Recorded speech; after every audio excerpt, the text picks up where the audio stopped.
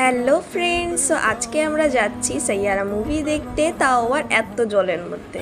বৃষ্টির মধ্যে মুভি দেখার একটা আলাদাই মজা রয়েছে। তাই তাড়াতাড়ি করে ফুচকা খেয়ে আমরা পৌঁছে গেলাম স্টার মল আইনক্সে।